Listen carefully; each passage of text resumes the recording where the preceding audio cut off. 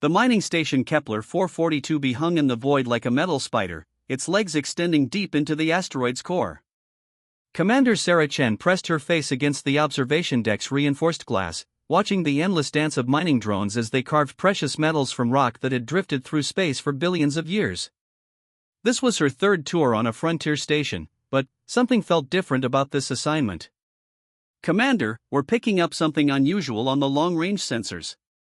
Lieutenant Rodriguez's voice crackled through the comm system, cutting through her thoughts. Sarah pushed off from the window, her magnetic boots clicking against the deck plating as she made her way to the command center. The station's artificial gravity was set to Earth normal, but, after months in space, even the slightest movement felt deliberate and measured. "What kind of unusual?" she asked, settling into her command chair. The bridge crew of 12 turned their attention to the main display, where a three-dimensional map showed their local space. "It's big, Commander. Really big. And it's moving under its own power." Rodriguez manipulated the holographic controls, zooming in on a contact that appeared to be roughly the size of their entire mining station. "Initial scans suggest it's biological, but that's impossible at this scale. Nothing living could survive in deep space without life support." Sarah studied the readout, her engineering background automatically calculating mass, trajectory, and energy signatures. Whatever this thing was, it was heading directly toward their position at a speed that defied conventional physics. "Time to intercept? 14 hours, assuming it maintains current velocity. Open a channel to Fleet Command. Priority Alpha." Sarah's fingers drummed against her chair's armrest, a habit she developed during her years commanding frontier operations. "And activate all defensive systems. If this thing is hostile, I want every advantage we can get." The next 12 hours passed in a blur of preparation and growing tension. The mysterious contact continued its approach, and, as it drew closer, their sensors began picking up more detailed information that only deepened the mystery.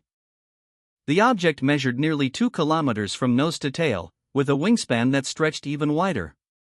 Bioscans confirmed it was indeed a living creature, but one unlike anything in the xenobiological databases. Dr. Marcus Webb, the station's chief scientist, had been working around the clock analyzing the incoming data. His usually neat appearance had deteriorated into rumpled clothes and wild hair as he obsessed over readings that challenged everything he thought he knew about life in space. "Commander, you need to see this," he said, bursting into the command center with a tablet clutched in his trembling hands. "The creature's internal temperature is reading at nearly absolute zero, but its cellular activity suggests it's very much alive. And there's something else, it's been in space for a very long time. Carbon dating of expelled biological matter suggests it's been drifting for at least 3 centuries. Sarah took the tablet, scrolling through data that seemed to describe something from a nightmare rather than reality. 300 years? How is it still alive? That's just it, I don't think it's living in any way we understand the term. The readings suggest some kind of suspended animation, but unlike anything we've seen before. It's as if the creature has found a way to exist at the very edge of life and death."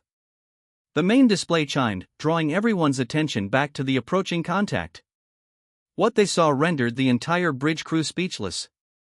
The creature was magnificent and terrifying in equal measure. Its body combined the sleek power of a dragon from Earth's ancient legends with the noble bearing of a griffin. Massive wings, each spanning nearly a kilometer, moved with slow, deliberate strokes that somehow propelled it through the vacuum of space.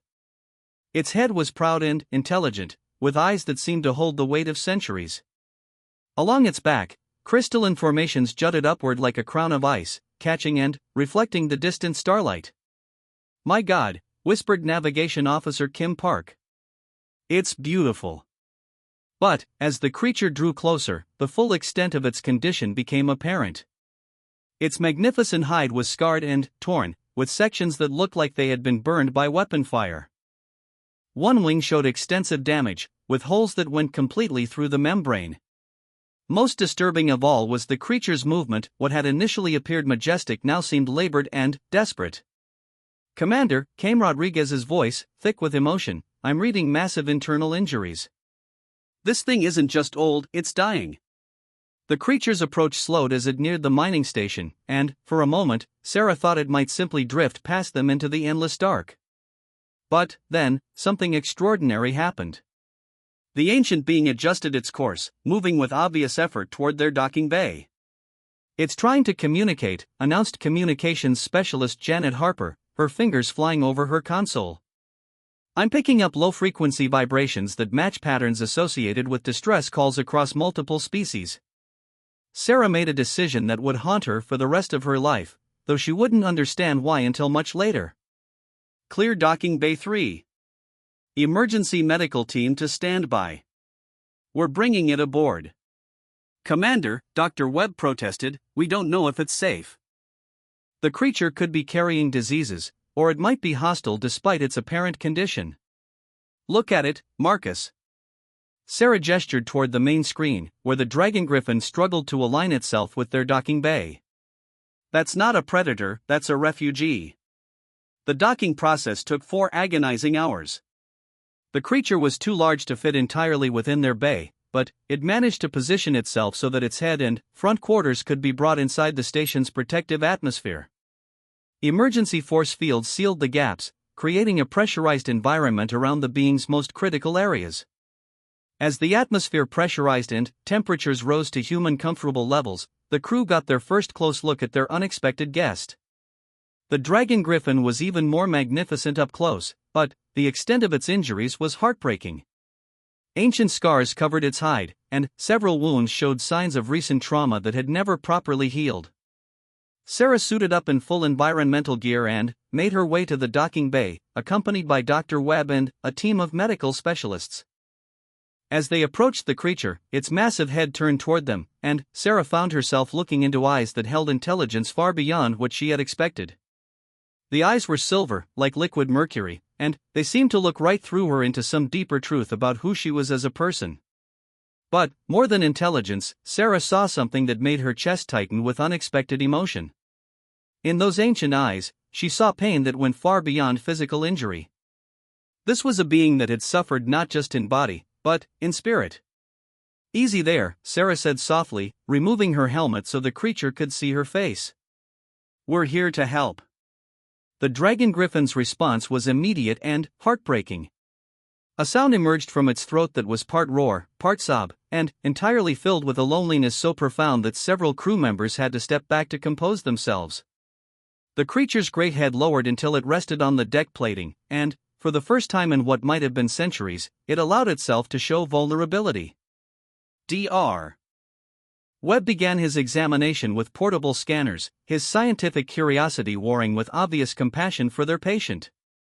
"Commander, the injuries are extensive, but they're not what's killing it. The creature is suffering from something I've never seen before, a complete breakdown of its biological systems from prolonged isolation." Isolation? This species appears to be highly social. Extended separation from its kind has triggered a cascade failure of its immune and nervous systems. It's literally dying of loneliness. Sarah knelt beside the creature's massive head, placing her gloved hand against scales that felt like polished stone. The Dragon-Griffin's eye fixed on her with an intensity that was both humbling and slightly overwhelming. "What's your name?" she asked, feeling somewhat foolish for talking to what everyone assumed was a non-sentient creature. The response shocked everyone in the bay.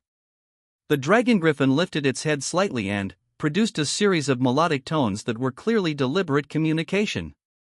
The sounds were beautiful, like a combination of singing and speaking, but they conveyed meaning that went beyond words. Communications specialist Harper's voice came through their helmets via radio. "Commander, the Universal Translator is picking up linguistic patterns. It's trying to tell us something about itself. Can you get a translation?" "Working on it." The language appears to be incredibly complex, with emotional and contextual layers that our systems aren't designed to handle. But there's definitely intelligence here. Advanced intelligence. Over the next several hours, the crew worked to make their patient as comfortable as possible. They brought in portable heaters to warm the section of the bay where the creature rested, and Dr. Webb administered basic medical care to the most serious wounds. Throughout it all, the Dragon-Griffin watched them with those ancient silver eyes, and Sarah began to see something she hadn't expected. The creature was evaluating them, just as much as they were studying it. Every gesture, every word, every action was being weighed and judged by an intelligence that had clearly dealt with other species before. And, based on some of the scars Sarah could see, not all of those encounters had been pleasant. "Commander, Dr. Webb said quietly, pulling her aside, "I need to show you something." He led her to a section of the creature's hide where the scales had been damaged, revealing the tissue beneath. What Sarah saw made her stomach clench with anger. "These aren't accidental injuries," Webb explained. "These are torture marks. Surgical incisions made without anesthesia. Burn marks from energy weapons used at close range. Someone held this creature captive and deliberately caused it pain." Sarah studied the evidence of systematic cruelty, feeling a rage building inside her that she hadn't experienced since her days as a combat officer. "How long ago?" "Based on the healing patterns, I'd say these are the most recent injuries. Maybe 5 or 6 years old. But there are older scars that suggest this went on for a very long time." The Dragon-Griffins I followed their conversation, and Sarah had the uncomfortable feeling that it understood exactly what they were discussing. She returned to its side, placing her hand once again against the warm scales. "Who did this to you?" she asked. The creature's response was immediate and filled with such hatred that the temperature in the base seemed to drop several degrees. The melodic tones became harsh and guttural, and, even without translation, every person present understood they were hearing cursing in a language that predated human civilization. Harper's voice crackled through their helmets again. "Translation coming through now. The creature is telling us about the scale hunters and the pain dealers. It's describing a species that captures and tortures other beings for sport. Can you get more specific information? It's trying to show us something. The creature is transmitting visual data somehow." The main communication screen in the docking bay flickered to life, displaying images that appeared to be memories from the Dragon-Griffin's perspective. What the crew saw would haunt their dreams for years to come. The images showed a massive ship, sleek and predatory in design, with hull markings that Dr. Webb immediately recognized from xenobiological reports. The Zulhari, a species known throughout the galaxy for their cruelty and their trade in exotic creatures for their gladiatorial games. In the transmitted memories, they watched as nets of energy surrounded the Dragon-Griffin, saw it fighting desperately against capture while smaller creatures of the same species fled in terror. The perspective shifted to show the interior of a Zulhari vessel, where the creature was held in a chamber barely large enough for it to move. But the worst images were of the experiments. The Zulhari had studied their captive with scientific precision, testing its limits, its pain tolerance, its ability to heal from increasingly severe injuries. They had been searching for something, though what remained unclear from the fragmented memories. "My God," whispered Dr. Webb. They were trying to understand how it survives in space. They wanted to replicate its abilities. The memory stream continued, showing the Dragon-Griffin's eventual escape, a desperate gambit that had cost it nearly everything. It had broken free during what appeared to be a transfer between ships, using the last of its strength to flee into deep space rather than endure another moment of captivity. That had been 6 years ago. For 6 years, it had been drifting through the void, too injured to hunt, too isolated to heal, slowly dying in the cold darkness between stars.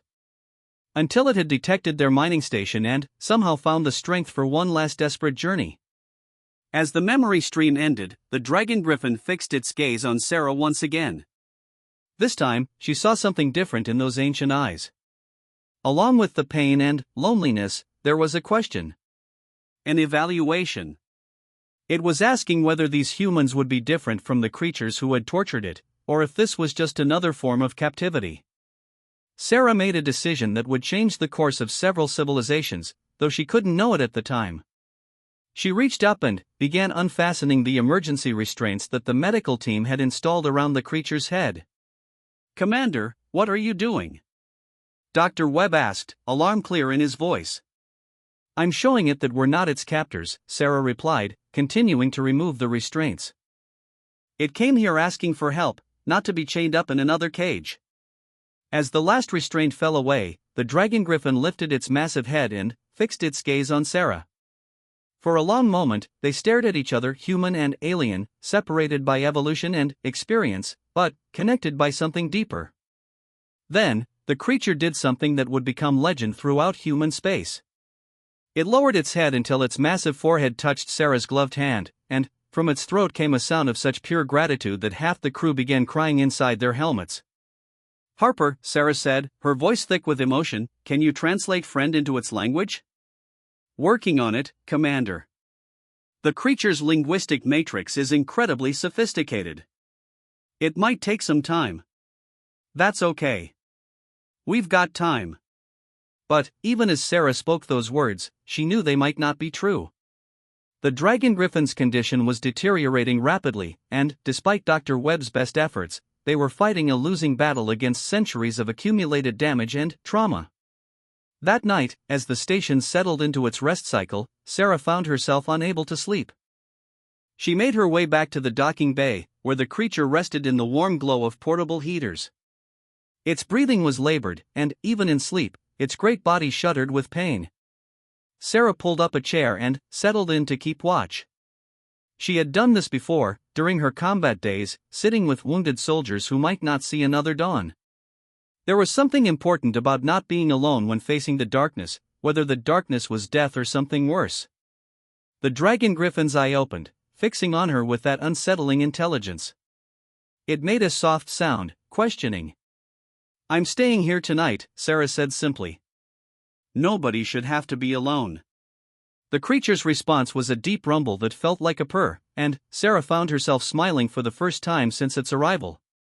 She began talking, telling it about Earth, about the stars her people had visited, about the friends she had lost along the way. She wasn't sure how much it understood, but it seemed to listen with the focused attention of someone who had been starved for conversation. As the hours passed, Sarah began to understand something important. This wasn't just a wounded animal they had rescued. This was a person different from humanity, ancient beyond their comprehension, but undeniably a person with thoughts, feelings, and a story that deserved to be told. And, as the station's artificial dawn approached, Sarah made a promise to the Dragon-Griffin that would echo through the galaxy for generations to come. She promised that its story would be heard, that the cruelty it had endured would be answered, and that it would never be alone again. The Dragon-Griffin's response was a single tear that crystallized instantly in the cool air of the docking bay, a tear of gratitude from a being that had thought it would die forgotten in the cold darkness between stars. But this was only the beginning of a story that would reshape humanity's understanding of compassion, friendship, and the bonds that could exist between species separated by millions of years of evolution.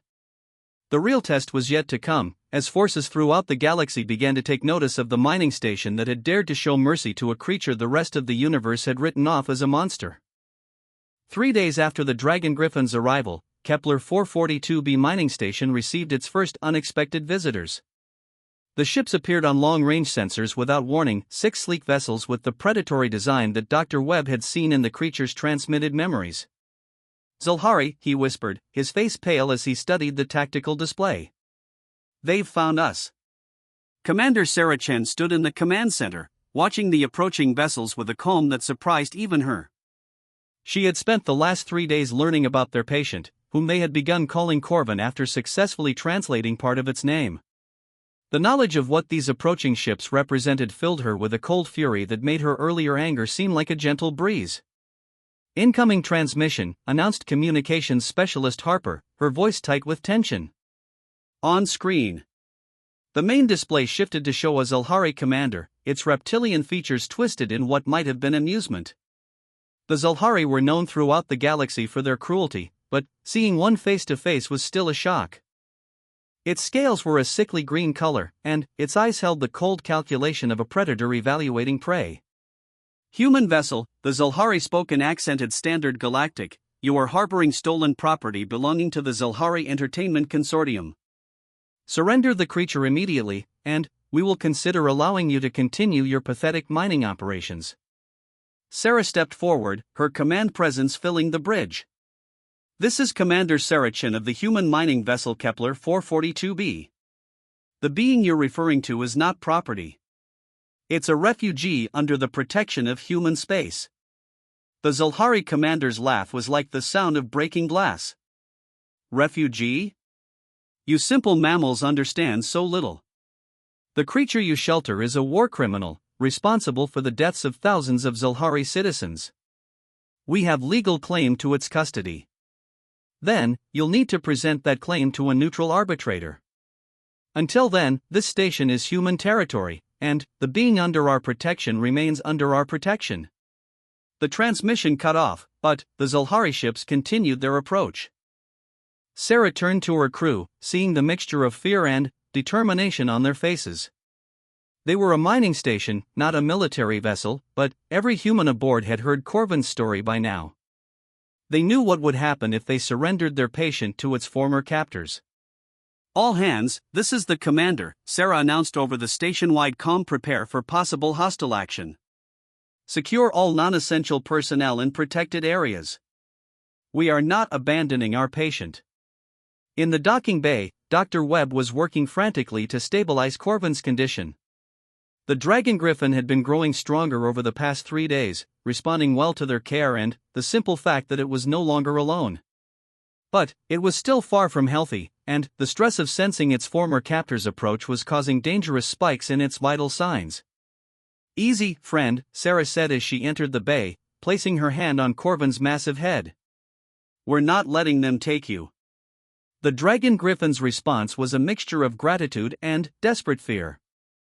Through the translation system, its words came through as fragmented warnings: pain dealers return, flee, not safe, they take. No, Sarah said firmly.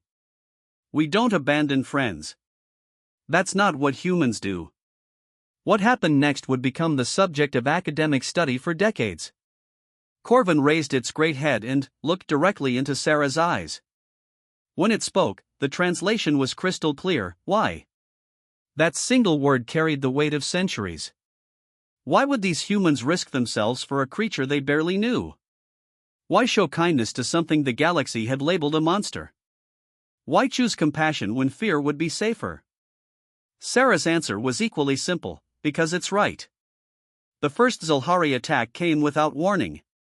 Energy beams lanced out from their ships, targeting the station's defensive systems with surgical precision. But the mining station's shields held, and Sarah's crew responded with the efficiency of experienced spacers. Return fire, Sarah ordered. Target their weapons systems only. I want them disabled, not destroyed. The battle that followed was brief but intense. The human mining station was outgunned, but it had one advantage the Zilhari hadn't counted on: they were fighting for something they believed in, while their attackers were simply trying to reclaim what they saw as valuable property. Lieutenant Rodriguez proved to be an excellent gunner, his shots finding their marks with remarkable accuracy. Within minutes, 3 of the 6 Zilhari ships were drifting powerless, their weapon systems completely disabled. But the victory came at a cost. One of the enemy energy beams had penetrated the station's shields, causing an explosion in the engineering section that killed 2 crew members and left several others injured. As medical teams rushed to treat the wounded, the Zilhari commander opened communications again. This time, his reptilian features showed more respect for his human opponents.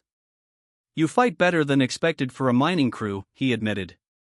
But this is pointless. We have reinforcements coming. Surrender the creature now, and we will allow you to evacuate your personnel. Counter-proposal, Sarah replied. Withdraw your ships and never return to this system. The being you call a war criminal has told us about your entertainment facilities. We've documented everything. The Zilhari commander's eyes narrowed. You know nothing of our laws or our justice. The creature destroyed one of our primary facilities during its escape. Thousands died in the resulting explosion. Show me the evidence. What appeared on the screen next made Sarah's blood run cold. Security footage from a massive Zilhari facility showed Corvin breaking free from its restraints in what appeared to be a holding area. But, as the Dragon-Griffin fought its way toward freedom, something went catastrophically wrong. An explosion tore through the facility, and the footage showed hundreds of Zilhari personnel caught in the blast. As you can see, the Zilhari commander continued, your refugee is a mass murderer. Surrender it immediately, or face the consequences. Sarah turned to look at Corvin, whose massive form seemed to shrink with each second of the security footage. The Dragon-Griffin's transmitted words came through the translation system, filled with anguish. Accident did not mean explosion, was not trying to escape only. What really happened? Sarah asked gently. The memory stream that Corvin shared painted a very different picture than the Zilhari security footage. From the Dragon-Griffin's perspective, they could see the desperate escape attempt, but also something the official footage had carefully edited out. The Zilhari had been experimenting with an unstable energy source, using Corvin's unique biology as a test subject. When the Dragon-Griffin broke free, its body was saturated with the experimental energy. The explosion wasn't caused by any aggressive action, it was the inevitable result of the Zilhari's own reckless experimentation. They caused their own disaster, Dr. Webb said, studying the biological data from Corvin's memories. They pumped so much unstable energy into its system that it became a living bomb. The explosion was their fault, not its. Sarah turned back to the communication screen, where the Zilhari commander waited with obvious impatience. I've reviewed the evidence, she announced. What I see is a victim defending itself against torturers. The explosion was caused by your own experiments. This being is not a criminal, it's a victim of your crimes. The Zilhari commander's expression shifted to one of cold rage. You dare to judge Zilhari justice, human? You will surrender the creature, or we will take it by force. Try it. The second wave of attacks began immediately, but this time the Zilhari were more cautious. They had seen what the human crew could do when fighting for something they believed in. The battle stretched on for hours, with both sides suffering damage but neither gaining a decisive advantage. It was during a brief lull in the fighting that something extraordinary happened. Corvin, despite its weakened condition, began to move. The massive Dragon-Griffin pulled itself to its feet and positioned itself at the entrance to the docking bay, placing its body between the human crew and any potential Zilhari boarding parties. What are you doing? Sarah asked, rushing to the creature's side. Corvin's response came through the translator with perfect clarity: protecting friends. As friends protected me. The gesture was both touching and heartbreaking. Here was a being that had every reason to fear conflict, positioning itself to defend the people who had shown it kindness. But Sarah knew that in its current condition, Corvin wouldn't survive another battle. No, she said firmly. You're still healing. We'll handle this.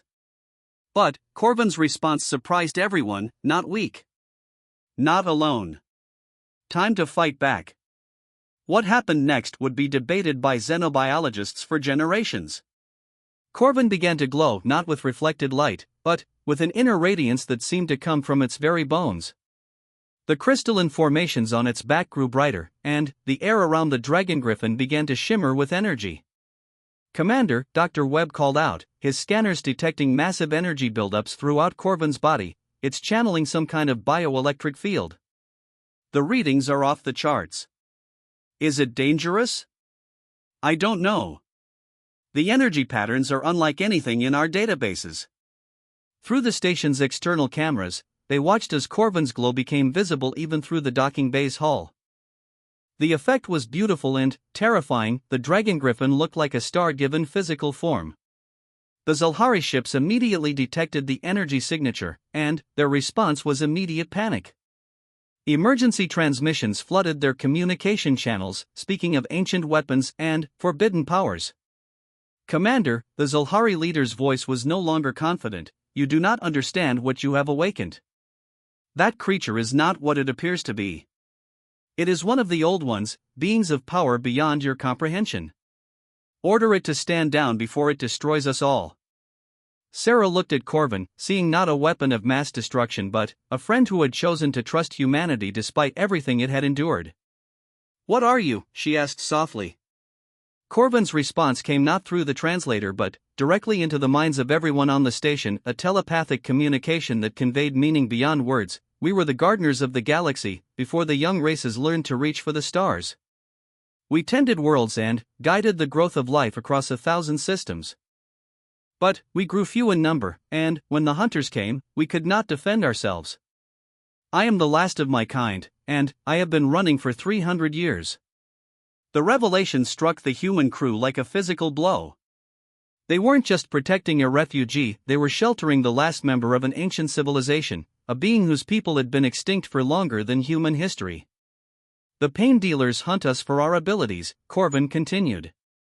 They believe that by studying our bodies, they can learn to manipulate space and time as we do. But they do not understand that our power comes not from biology, but from connection to each other, to life itself. Sarah felt tears streaming down her face as the full tragedy of Corvin's situation became clear. Not only had this being endured centuries of torture and isolation, but it was the sole survivor of a genocide that had robbed the galaxy of an entire civilization. "You're not alone anymore," she said, placing her hand against Corvin's glowing hide. "Humans may not be gardeners, but we're good at protecting things we care about." Corvin's telepathic response carried warmth that felt like sunlight. "I know. That is why I chose to trust you. In 300 years of running, you are the first to show kindness without expecting something in return." The energy field around Corvin continued to build, but now the crew understood it wasn't a weapon, it was a shield. The Dragon-Griffin was using its ancient powers to protect the station and everyone aboard it. The Zalhari commander tried one more time to assert his authority. "Human vessel, order that creature to power down immediately. What it is doing threatens the stability of local spacetime. If it continues, the consequences will be catastrophic for everyone in this system." Sarah's response was calm and final. "The only thing threatening this system is your presence. You have 10 minutes to withdraw to a safe distance before we consider your continued presence an act of war. You cannot threaten us, human. We have the backing of 9 minutes and 30 seconds. The Zalhari ships began to withdraw, but Sarah knew this wasn't over. Word of Corvin's true nature would spread, and soon other factions would come seeking the power that the last of the gardeners represented. But, for now, in this moment, they had won something more important than a battle. They had shown that sometimes, doing the right thing was worth any risk. And, in the warm glow of Corvin's protective energy, Sarah began to understand that humanity had gained something far more valuable than they could have imagined, the friendship of a being whose people had once shaped the very stars themselves. As the Zalhari ships disappeared into hyperspace, Corvin's glow began to fade. The massive Dragon-Griffin settled back onto the docking bay floor, but its telepathic voice remained strong in their minds. "The young races will need guides in the times to come. Perhaps it is time for a new kind of gardener, one that grows friendship instead of worlds." Sarah smiled, realizing that this was indeed just the beginning of something that would change not just their lives, but the entire course of galactic history. The last gardener had found a new garden to tend, and it was filled with the most impossible flowers of all, human hearts that chose compassion over fear. 6 months after the confrontation with the Zalhari, Kepler 442b had become something unprecedented in galactic history, a sanctuary world where the impossible had become routine. The mining station had been expanded into a full diplomatic facility, with representatives from dozens of species coming to witness the miracle of the last gardener working alongside humanity. Commander Saracen stood in what had once been a simple observation deck but was now a council chamber, watching as Corvin demonstrated something that defied every law of physics she had ever learned. With gentle movements of its massive claws, the Dragon-Griffin was literally reshaping space around a dead asteroid, coaxing life from sterile rock through methods that seemed more like magic than science. "The fundamental frequency of matter can be adjusted," Corvin explained, its telepathic voice reaching everyone in the chamber, "but only when guided by genuine care for what you are trying to create. Your machines try to force change. We learned long ago that true change comes from partnership." Dr. Webb frantically took notes, trying to capture concepts that his human science had no framework to understand. In the months since Corvin's arrival, he had published 17 papers that had revolutionized xenobiology, and he still felt like he was barely scratching the surface of what their alien friend could teach them. But the most remarkable change wasn't in their understanding of science, it was in the relationships that had formed between human and gardener. Corvin had become more than a patient or even a friend. It had become family in a way that transcended species. The Dragon-Griffin had learned to modulate its telepathic abilities so that individual crew members could choose when to hear its thoughts. Sarah had been surprised to discover that Corvin had a sense of humor that was both ancient and, surprisingly, childlike. Dr. Webb found himself engaged in philosophical discussions that lasted for days, while Lieutenant Rodriguez had somehow become Corvin's preferred partner for what could only be described as cosmic chess, a game played with gravitational fields instead of pieces. But it was with the children that Corvin truly shone. 3 families lived on the expanded station, and their youngsters had quickly gotten over any fear of the massive alien. To them, Corvin was simply the friend who could make flowers grow in vacuum and told stories about stars that had died before Earth was born. "Tell us about the singing planets again," demanded 8-year-old Emma Rodriguez during one of Corvin's story sessions in the observation lounge. "Ah," Corvin's mental voice carried warmth and amusement, "you want to hear about Harmonical 7 again?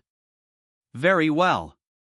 As Corvin began the tale of a world where the mountains themselves created music that could be heard across solar systems, Sarah felt a contentment she hadn't experienced since her childhood. This was what peace felt like, not the absence of conflict, but the presence of something worth protecting. Her peaceful moment was interrupted by an urgent chime from her communication device. Lieutenant Harper's voice carried a tension that immediately put Sarah on alert. "Commander, we're receiving priority transmissions from multiple sources. You need to see this."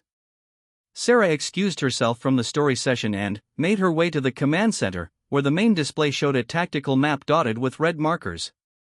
Each marker represented a ship, and there were far too many of them. "What am I looking at, Lieutenant?"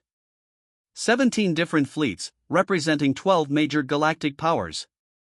They've all arrived in the outer system within the past 6 hours. And, Commander, they're all requesting permission to dock. Sarah studied the display, recognizing the ship configurations of the Terran Federation, the Andromedan Collective, the Free Worlds Alliance, and several other major civilizations. This wasn't a hostile force, it was a diplomatic convoy on a scale she had never imagined. Any idea what they want? They're all requesting the same thing, Commander. They want to meet with the last gardener. Word had spread, despite their efforts to keep Corvin's true nature quiet. The ancient network of galactic communications had carried the story across thousands of light-years. Humanity had given sanctuary to the sole survivor of the legendary Gardener civilization, the beings who had shaped the galaxy before recorded history began. "Commander," came Corvin's telepathic voice, reaching her despite the distance, "I sense your distress. What troubles you?" Sarah made her way back to the observation lounge, where Corvin was still entertaining the children with stories of impossible worlds. The Dragon-Griffin's ancient eyes met hers with an understanding that went beyond words. "They've come for you, haven't they?" Sarah said quietly. "I expected this. Word of my survival was bound to reach those who collect legends and seek power from ancient knowledge. But, I am curious, what do you advise?" The question surprised Sarah. Here was a being whose civilization had been ancient when humanity was still learning to make fire, asking for her counsel on matters of galactic importance. "I think," Sarah said carefully, "that depends on what you want. Do you want to hide from them, or do you want to face them?" Corvin's massive head tilted thoughtfully. "For 300 years, I have been running.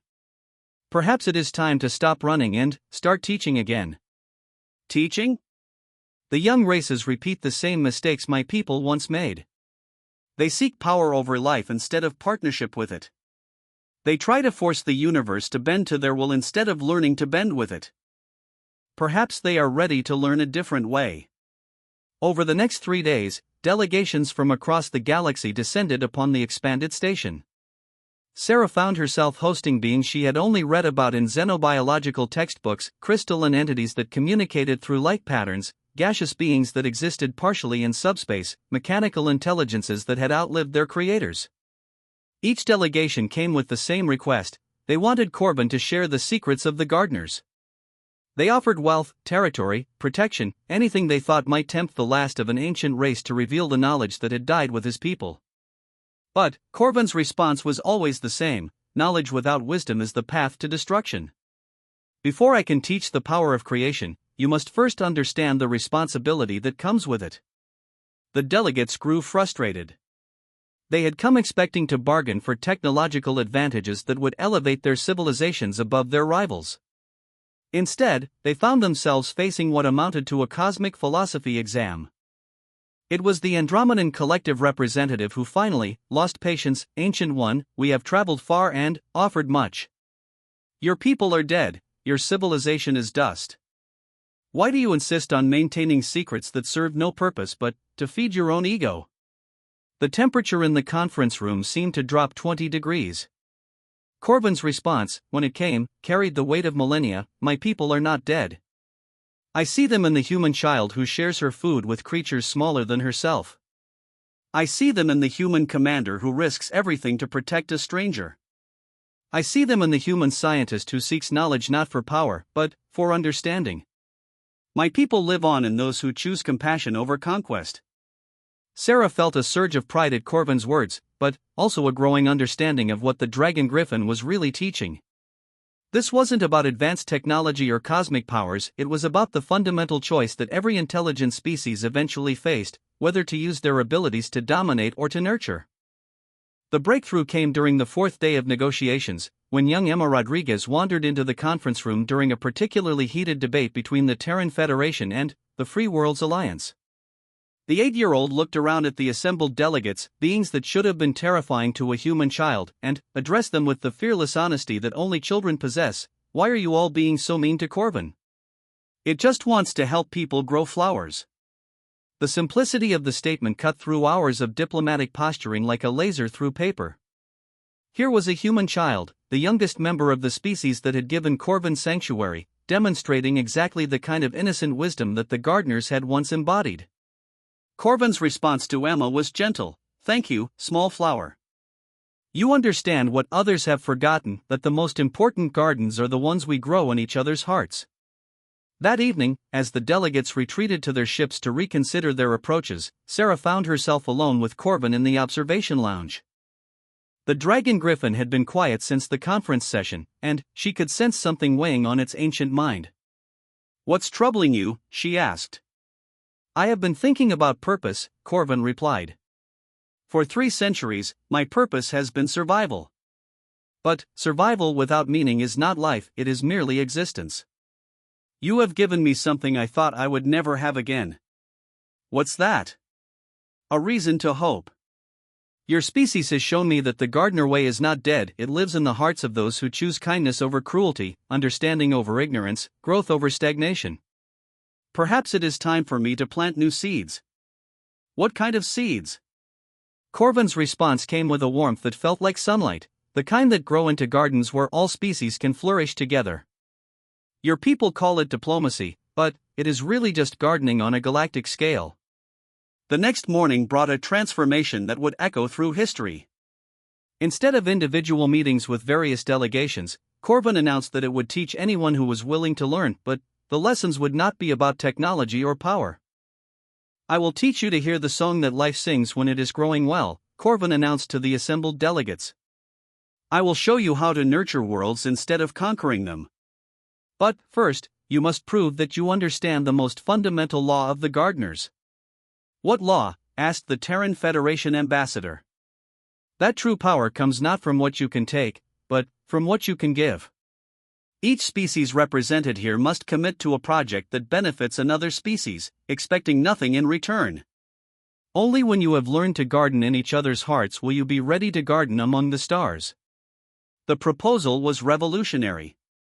These delegates represented civilizations that had been competing for resources and territory for millennia. Now they were being asked to work together, to show compassion for their rivals' needs. Some delegations left immediately, unwilling to consider cooperation with their enemies. But others stayed, intrigued by the possibility of something better than the endless cycle of competition and conflict that had defined galactic politics for as long as anyone could remember. Over the following weeks, something extraordinary began to happen. The remaining delegates started working together on projects that would have been unthinkable under the old paradigm. The crystalline entities shared their knowledge of mineral formation with species whose worlds lacked essential elements. The mechanical intelligences offered to help biological species extend their lifespans. The gaseous beings taught others how to survive in environments previously considered uninhabitable.